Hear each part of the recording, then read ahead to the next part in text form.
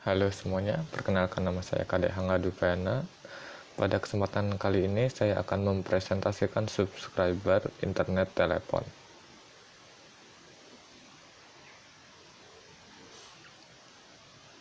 Yang pertama adalah pengertian subscriber. Subscriber adalah teknologi yang menyediakan pengantar data digital melewati kabel yang digunakan dalam jarak dekat dari jaringan telepon tersetempat. Biasanya kecepatan unduh dari DSL berkisar dari 128 KB per detik sampai dengan 24.000 KB per detik tergantung dari teknologi DSL tersebut. Dalam memberikan layanan broadband akses ke pelanggan, operator telekomunikasi memiliki beberapa ragam cara. Dari sisi media yang digunakan membedakan menjadi dua, yaitu wireline dan wireless.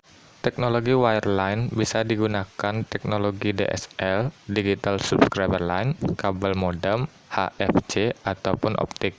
Sedangkan teknologi wireless bisa memanfaatkan teknologi WLAN, BWA, maupun WiMAX. Digital Subscriber Line (DSL) merupakan teknologi modem yang menggunakan jalur telepon yang sudah ada untuk menyalurkan data dengan bandwidth lebar, seperti multimedia dan video. Salah satu contoh yang menggunakan DSL di Indonesia adalah PT Telkom dengan nama Speedy. Digital Subscriber Line (DSL) mempunyai 3 komponen penting, di antaranya yang pertama ada DSL transceiver. DSL transceiver terdiri dari high pass filter (HPF) dan low pass filter (LPF) yang berfungsi memisahkan voice band dengan band frekuensi yang lebih tinggi. Yang kedua, filter. Digunakan untuk memisahkan jalur data dan jalur suara.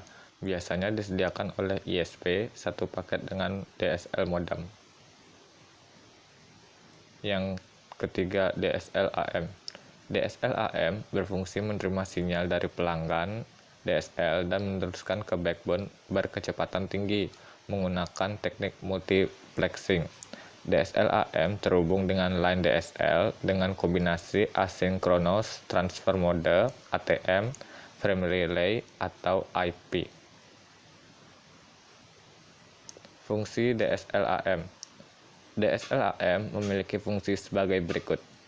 Yang pertama sebagai filter voice dan data. Yang kedua sebagai modulator dan demodulator. Yang ketiga sebagai multiplexer. Prinsip kerja subscriber pada internet telepon. Asymmetric Digital Subscriber Line (ADSL) menggunakan kabel telepon yang telah ada, jadi bukan fiber optik. ADSL juga dijuluki revolusi di bidang internet atau istilah asingnya broadband.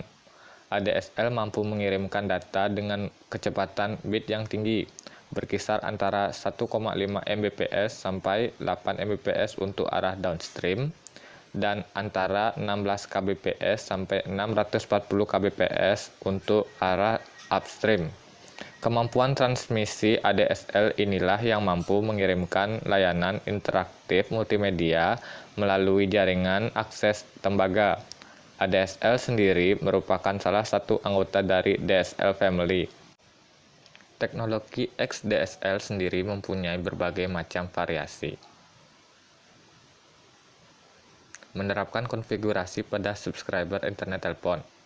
Melakukan dial-up, ada beberapa cara yang dapat dilakukan untuk terkoneksi dengan internet. Salah satunya adalah koneksi internet dengan dial-up, yaitu akses internet dengan menggunakan jalur telepon.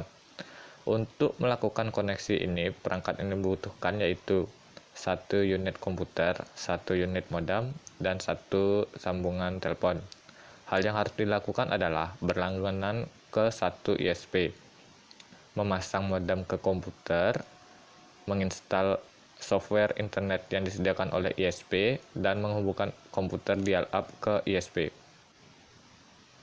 Kelebihan dan kelemahan dial-up. Kelebihan dial-up yaitu koneksi internet lebih mudah digunakan. Yang kedua, hampir semua PC dan laptop sudah terpasang dial-up. Yang ketiga, pengguna koneksi dengan modem dial-up lebih murah karena koneksinya hanya sesaat. Kelemahan dial-up. Yang pertama, saat melakukan koneksi internet, telepon tidak dapat digunakan untuk sambungan keluar atau menerima telepon. Yang kedua, akses ini menggunakan modem analog sehingga kecepatan akses lebih rendah dibandingkan metode lainnya, yaitu berkisar antara 64 kbps sampai 128 kbps. Yang terakhir, metode ini tidak dapat dijadikan sebagai hotspot karena kecepatan internet yang rendah. Itulah tadi beberapa materi tentang subscriber internet telepon. Apabila ada salah kata, mohon maaf. Sekian dan terima kasih.